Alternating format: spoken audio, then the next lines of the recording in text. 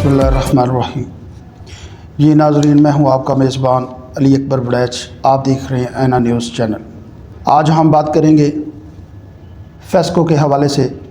जो वापटा एहलकार हैं, जो हमारे वापटा के मुलाजमीन हैं, किस तरह आवाम को लूटते हैं, उस पर बात करेंगे। जब एक बंदा अपना डिमांड नोट्स, अपना NOC लेता है और अपना मीटर महकमे से ख़रीद करके अपने घर की दीवार पर लगा लेता है, जब एक बंदा महकमा वापटा की हर रिक्वायरमेंट पूरी करके मीटर को ख़रीदता है और जब बिजली का बिल वही बंदा अदा नहीं कर सकता, वो बंदा एक माह बिल नहीं अदा कर सका, उस बंदे का बिल है 5,000 6,000, उसके बाद उसको डबल बिल आएगा।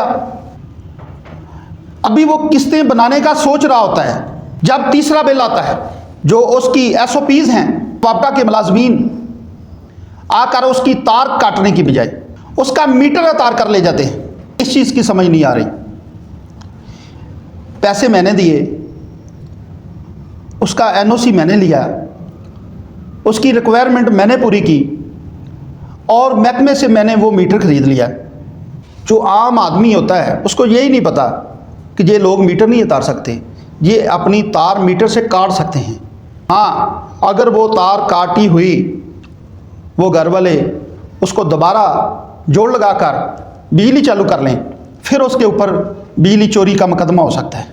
वो बंदे जाएंगे एक ग्रुप की शक्ल में, एक टीम की शक्ल में, वो उसका मीटर उतार लेंगे और उस बंदे को कहेंगे कि भाई आप अपना बिल अदा करें। जब वो टीम जाती है, पहले तो कोशिश करते हैं कि वो उस घर वाले से, उस बंदे से उसका मुकमका हो जाए। आगे चलते हैं।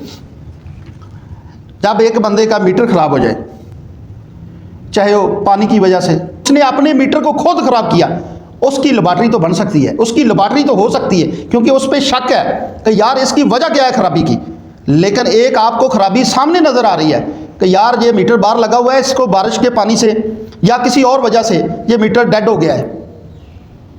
यार वो जो काम करते हैं ना वापटा वाले, उनको सब पता होता है कि ये मीटर कैसे ख़राब हुआ है, और जिसने ख़राब करना है उसका ये साथ देते हैं। उसका कहते हैं यार जो आपने 10-15 हज़ार 20 हज़ार देना है आप दो, ये लेबॉर्ट्री में सब अच्छा की रिपोर्ट बन जाएगी। और यार लेबॉर्ट्री में हम लोगों ने जाना है,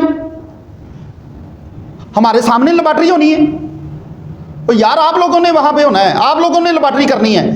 आपने कितने यूनिट हमारे ऊपर गिराने हैं, या तो हम देखें हमारे सामने लेबॉर्ट्री हो, फिर तो हमें पता हो। मिसमैनेजमेंट है, जहाँ पे बैठकर ये सोचा जाता है, प्लान किया जाता है कि यार इस बंदे को इतने यूनिट डालने हैं। आज इस बंदे का बिल कम आया है, हमने अक्सर दफ्तर में सुना है का बिल कम क्यों आया है, इसको यूनिट इतने क्यों नहीं डाले। इस बंदे की ये बात सुन के हैरानगी हुई हमें कि वो LS कह रहा है दूसरे बंदे को, लाइनमैन को, कि तुमने इसके ऊपर यूनिट क्यों नहीं डाले। जब ये दफ्तर में बैठ के बात हो सकती है तो लेबॉर्ट्री का क्या सोचे क्या हाल होगा, क्योंकि वहाँ पे भी ये इन्होंने ही काम करना है।